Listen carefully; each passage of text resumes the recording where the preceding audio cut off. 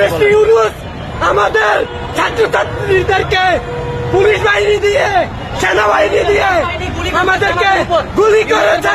আমাদের ছাত্র ছাত্রীদের গায়ে গুলির নির্দেশ দিয়েছে। আমরা সেই সমন্বয়কদের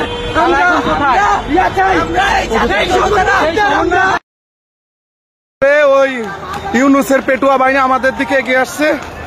দেখুন, এই দেখেন ইট মারতেছে, বোমের শব্দ শুনলেন। দেখেন ওই যে পুলিশ পেটুয়া বাহিনী।